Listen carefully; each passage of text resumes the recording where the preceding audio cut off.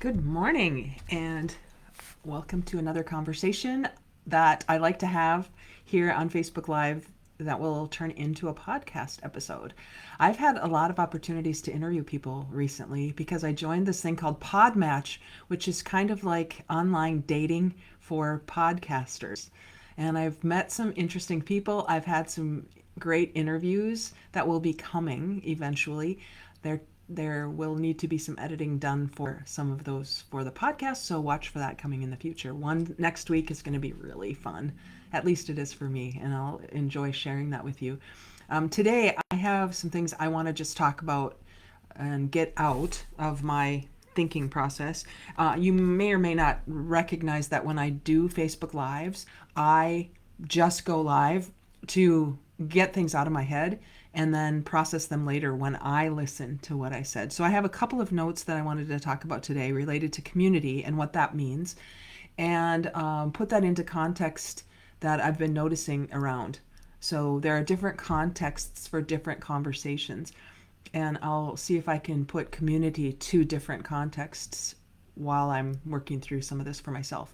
As always, if you would love to participate, even if you don't love to, but you'd like to participate, please put a comment here and I will take a look at what you are adding.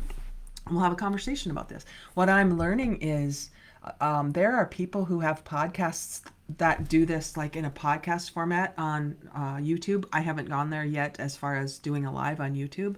I'm just doing it on Facebook because it's where I'm kind of honing this possibility of watching for the comments and doing those things. At some point, I hope to get brave enough to do this live on YouTube and build a following, because I really believe that the conversations we could have in the world could bring us together more than to divide us. And that's just a theory I have. I'd love to test that out with more people. I see I have one viewer right now, two viewers. Hi, welcome. It would be fun to have a bunch of viewers. And I'm watching some of the podcasts on YouTube that have, thousands of viewers during a conversation. So that would be a fun thing to get into. So I'm practicing here.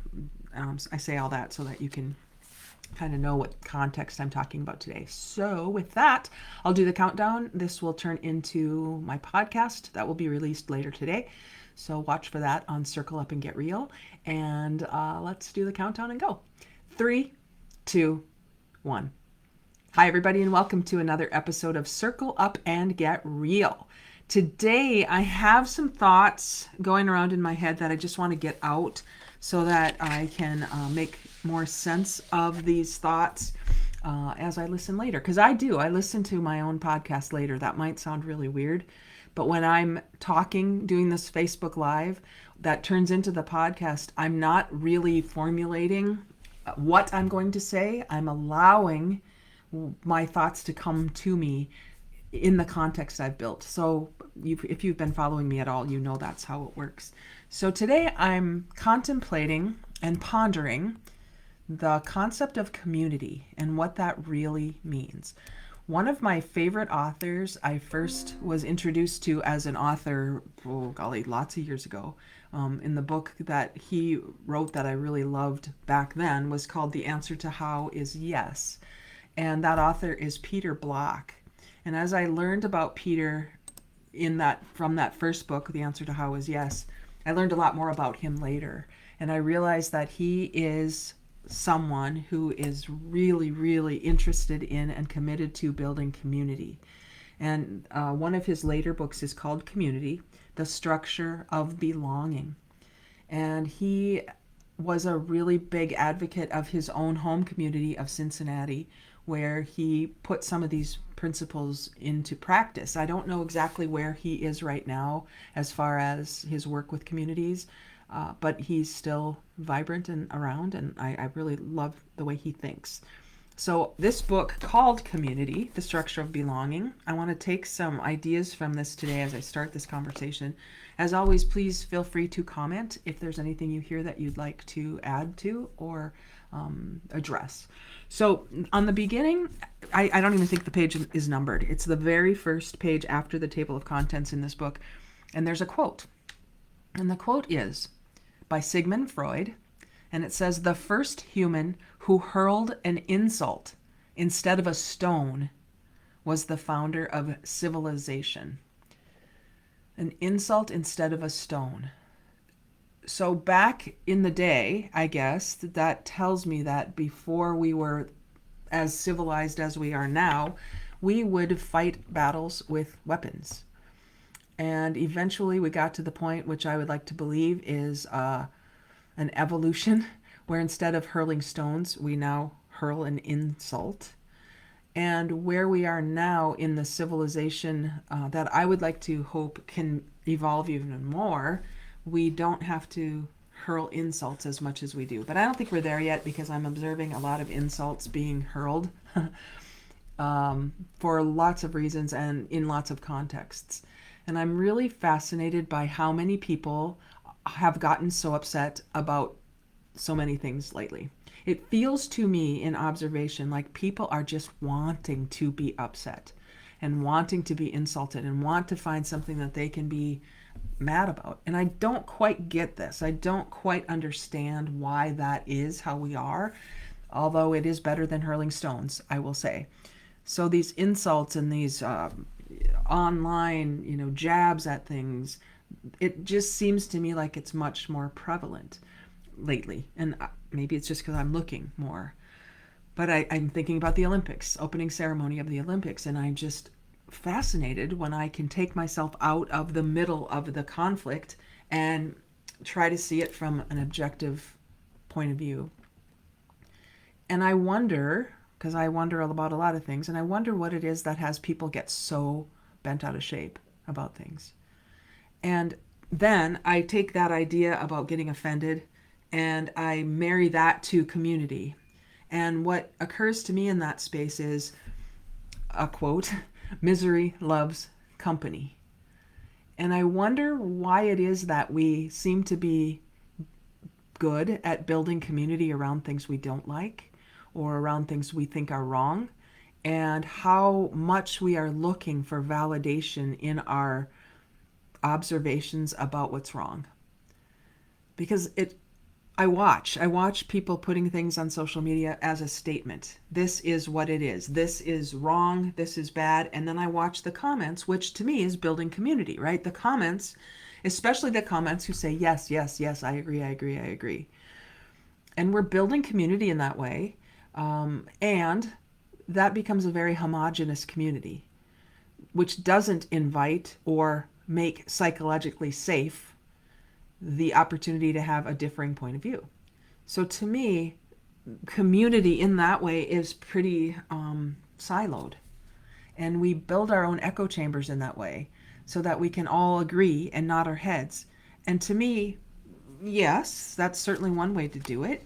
I'm wondering if there's another way in a higher awareness, in a higher evolution, where we can start to have differing opinions about things but still get along. And so in the book Community by Peter Block, I really love so many things, even in the welcome in the book. And in fact, I love this book so much that several years ago when I first found this book, I wrote a 12-week study guide for it, because I really think these concepts are important, and I wish that more people would get together to talk about these concepts in a way that can offer differing points of view. I don't know what to do with this study guide because it has not caught on the way I hoped it would, where people would come together and have these conversations in a community, like a city. Wouldn't it be great if we could have a 12-week conversation about things that could allow our vision to be expanded? Maybe I'll just hold on to those visions and hopes somewhere, and I'll keep doing me. There was a time when this book came out, I showed up in a coffee shop in downtown Fargo every Wednesday from 7 to 8 every week for 4 or 5 months, because I thought that would be a way to build community. And I said, I'll be here. Anybody who shows up, come and we'll have conversations about things that are important. And we had about 4 or 5 people that would show up, and every week I showed up for 3 months, and the same 4 or 5 people showed up. And it didn't take off the way I hoped it would. That's where I get a little bit stuck.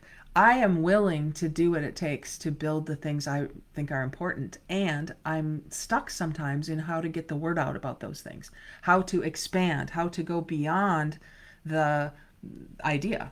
And so even here when I'm doing Facebook Lives and I don't quite yet know how to invite and engage people into conversations that are more than let's talk about what's wrong. Let's agree and nod our heads about how this thing is bad and wrong. As I guess I observed with the opening ceremonies of the Olympics. Man, there were a lot of opinions about that, weren't there? And when I watched it, there were parts of the opening ceremony I didn't like as much as others, but that's kind of the point, isn't it? If everything appeals to everybody all the time, then we're in our silo. We're in our echo chamber. I appreciated those opening ceremonies for all of the work that went into it and all of the diversity that it showed me and all of the behind the scenes of Paris that I got to see and how the music tied in with the art. And oh my gosh, I was amazed by those opening ceremonies.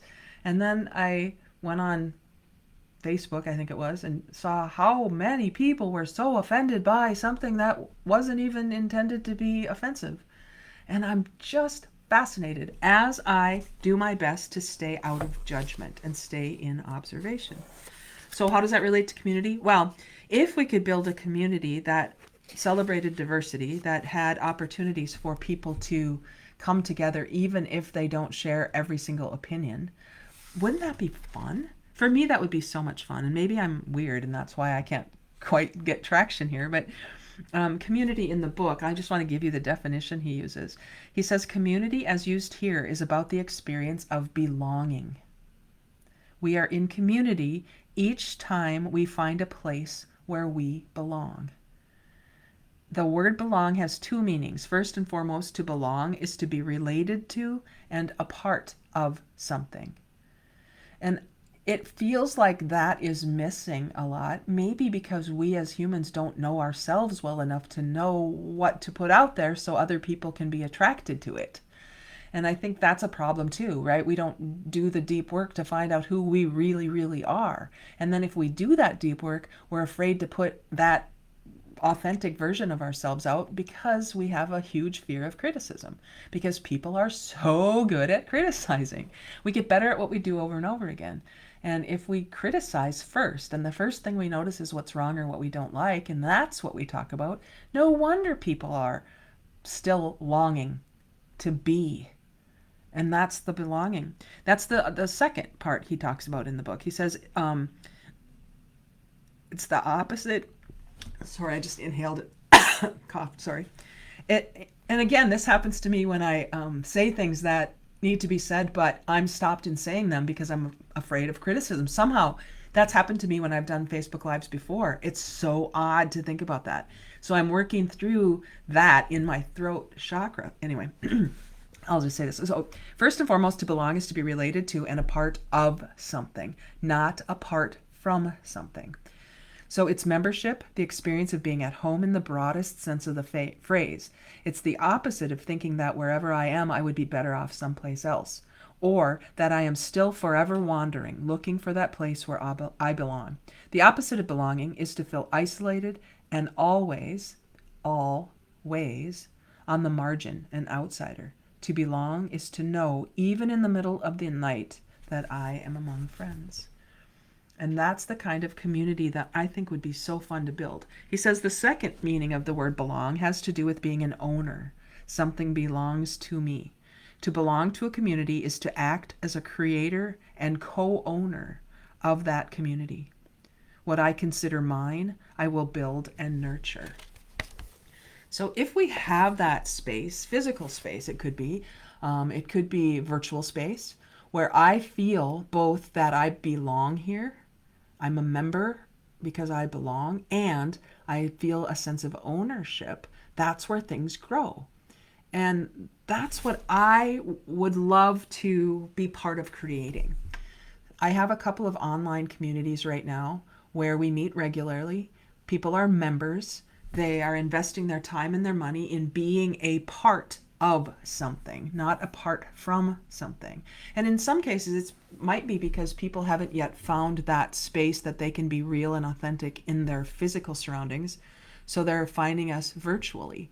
And we're building these communities despite our geographical differences, or not even our, we're not in the same geography, let's say it that way. And that's what's really fun for me, is to find those people who are willing to take action toward what they truly desire, and that is building community and having conversations that matter with people who matter. This is the tagline of this podcast. So, in one of my communities, we meet on Wednesdays. We are studying a book. By the way, we started with Think and Grow Rich. That's how we built that community. And that's how I've built many of my communities. We start by studying the principles of Think and Grow Rich, a book written in 1937. Nothing new about it. But the principles, the 13 principles of that book, have stood the test of time. And as we dig in and continue to study those principles, we realize that when people are attracted to that study, we form a lot of like-minded and like-hearted conversational elements.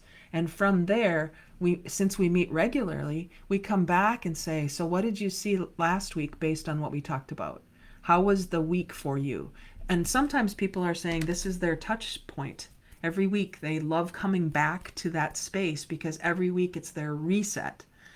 And I have several communities that we do that in. And this one I'm talking about in particular on Wednesdays has grown from Think and Grow Rich, which we studied in depth, to now studying the second book that Napoleon wrote, or I'll say the book he wrote after Think and Grow Rich. He wrote the book originally in 1938. Think and Grow Rich was published in 1937. And this book is called Outwitting the Devil. And because the title was so controversial, the book was not actually published until 2012, when the original manuscript was discovered or rediscovered by someone who took it to Sharon Lechter and had her edit it and add her editorial comments to it. Sharon Lechter was also the co-author of Rich Dad, Poor Dad. So she has done a lot of good work in editing. I saw that book in 2012 and I read it and it was amazing and great. And I love Outwitting the Devil as a book. And what I just realized in 2021 was that the original unedited version was released in 2021. So I've studied this book a few times with a few different groups. 2020, I'm sorry, the copyright was 2020 of this version. And now my Wednesday group, we are in the middle. We're on page 187 of the book.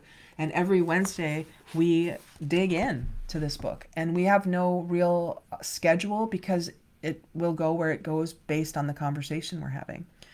But we spent a couple of weeks talking about the concept of hypnotic rhythm, which in this book, I won't give it all away, but the conversations were between Napoleon Hill and what he said was the devil. Conversation he had with someone in his head.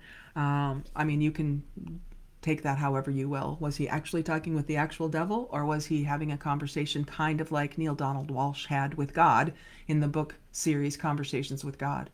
So this is the devil, and he's learning how to outwit the devil. And the way he's learning when he was writing this book in 38 was to recognize the distinction between people who drift away from what they know to be maybe the I don't even know how to say this non-judgmentally. Drifters are people who drift away from consciousness, let's say, and non-drifters stay on the path of consciousness. I'll just put it that way. Because I've been talking about conscious and unconscious awareness based on the book, The 15 Commitments of Conscious Leadership. And they say conscious is being open, curious, and committed to learning. Conscious, open, curious, committed to learning. Unconscious, closed, defensive, and committed to being right. So if you take that structure and you say that's maybe how we could think about drifters and non-drifters, conscious and unconscious. Drifters are unconscious in that context, and non-drifters are conscious in that context. I really like marrying different kinds of books and awarenesses together to see if it makes more sense, because it could get really high level if we don't bring it down to what's practical. So in that way, that's how I'm looking at this. So the devil The conversation he's having with the devil says that he has 98% of humanity under his control because they are drifters, because they are not being conscious and thinking for themselves. And that's kind of frightening. However, I wonder how many of us, if you really stop and think about it, and you really start to observe something, like today, just observe. Go to a coffee shop and observe. Don't say anything, just observe. What do you notice that people are talking about? I've been noticing that people are talking about what they don't like, what's wrong, what's bad, how people don't think the way they do, how everybody should be what I think they should be. Go back to the Olympics, opening ceremonies. Look at what people are saying. And it's so fascinating to me when I take myself out of the middle of the conversation and observe it, as I hope to be a non-drifter, as I hope to stay conscious. I notice things differently. And in these communities that we're building, studying these concepts, at least for the time we're together, we're making sure that each of us stays conscious, open, curious, committed to learning. And so every week in this Wednesday group I'm telling you about, we get together to talk about the book and whatever book comes next, because we're reading together, and then not only just reading, but saying, okay, this portion, let's talk about this. How have you seen this in the world this week? So it makes the book come alive. And we don't always agree on everything. And that's the beauty of it, because we feel safe in these communities we're building. We feel safe to be real. We feel safe to say, you know what, I don't get that part. Can you explain it differently? Or, I don't think I agree with that. From my experience, here's what I've seen. And that's what I love about diverse backgrounds, diverse ways of thinking. This group on Wednesdays, we're from all over the U.S. We're from Fargo. I'm from Fargo. They're from Washington, D.C. They're from Maryland. They're from Pennsylvania. And it's just really fun to see different points of view. That, to me, is what will make our world much more fun and interesting to be in. Because if I feel I belong in my curiosity, I won't feel I need to apologize for being curious. I have felt in the past like I've needed to apologize for being curious, because when I ask questions, to me, they're questions for clarification. To others, they occur as a challenge. If I go back to the Olympic opening ceremonies and I say, could you tell me more about what had you so upset? Just asking that question, could you tell me more about what had you so upset? You will find how people respond will be where they are coming from. If they respond by saying, well, I saw it this way and I was offended by that, or I didn't like that, and I could say, tell me more about that. And they actually do tell me more about that. Now we're in conversation, we're in dialogue. But if I would say, I'm curious, what had you so upset about that? And they say, what are you, stupid? Don't you see it? This is what it meant. And they make statements back at me. They're telling me they're closed, they're unconscious, they're closed, defensive, and committed to being right. So with my curiosity, I can either make that wrong, I can say, oh, you should be like I am.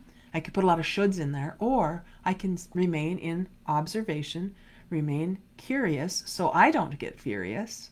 And in that way, I get to decide who is the community I want to be around. And for me, just putting that out there, I have to go first, because I haven't always found community that feels that way for me. So I have to go first. I am willing to go first to create communities of conscious awareness who are open to learning. And that's what we're building on Mondays. I have a group on Monday. I have 3 groups on Wednesdays. There are just different opportunities to build those kinds of communities. Sure, in person would be great. I live in Fargo, North Dakota.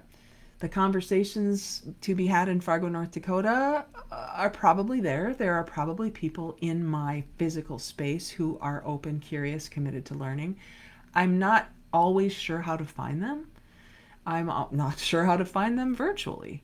I have to believe, though, that even if it's a small percentage, Going back to the law of diffusion of innovations, if there's 13.5% of any population who are the early adopters, then I would believe that there is that percentage in person or online. I'm just not quite sure how to find them. So I'm working on that, getting the word out more here in this podcast. If you're listening live or later and this is something you're interested in, I'd love you to check it out. Check out enlightenedleadershiplab.com. That's where we meet on Mondays. Our Wednesday group has been digging into Think and Grow Rich and Now Outwitting the Devil. So there would be a little bit of catch up to do in that group, but that's another one. We meet on Wednesdays. I'd love to share with you what we're up to. I'd love to welcome you in if you're open, curious, and committed to learning. And if you're willing to invest your time and a little bit of your money to being in these organizations or these communities that we're building. It's not even organization is not the right word. Community. A community where you feel like you can develop the skills of listening, of communicating, of being authentic, of being real, of expanding your current awareness to include other points of view, which then, the way I'm observing this is, and even experiencing it in my own life, is I become more expansive in my understanding, which means that in the work I do and in the relationships I have in my life, I become more expansive. I'm not even going to say better, worse, none of that. I become more conscious. And when I become more conscious, then I feel that the work I'm here to do in the world is more expansive than it could be if I only remained in my narrow little slice. So if anything there appeals to you at all, and you have other people in your life who might be interested in that, I'm going to have to rely on other people to help me spread this word, because I yet am not clear on how to do that the best way. This is season 5 of my podcast. I've had somewhere north of 220 interviews with amazing people. And I still feel like I'm only scratching the surface with all of these just thought leaders, people. The podcast that you'll hear next week with Adrian Ross was such a fun conversation. Last week with Drew B. Wilson. They're fun conversations that I just want to share with people. And I want to help expand our thinking, because I believe that if we can expand our thinking beyond right and wrong, good and bad, my way or wrong, my way is right, your way is wrong, especially now in the world the way it is today. It feels so divisive, and I don't think it has to be that way. I really do believe that we are so much more alike than we are different. If we would just stop and be impartially observing instead of jumping in on the judgment and the shoulding. I don't know, maybe I'm too optimistic, maybe I'm not being realistic, yet I'd choose to live in the world of optimism over the world of it's all going to where in a handbasket. So if you're interested in that, please check out Enlightened Leadership Lab as a starting place, enlightenedleadershiplab.com. And I know a lot of really cool people. I will connect you if there's a connection I can make for you. So thank you to people who are watching live and who are listening later. I appreciate you more than you know. Thank you for allowing me the space to explore, because that's what I'm doing for myself as well. I just appreciate you. And as always, do what you can this week to get real. Radical, energized, authentic, and learning focused. Step into that space and see what happens when you take that on. And I'll be back with you next week. So I'll look forward to sharing more. Take care. Bye, everybody.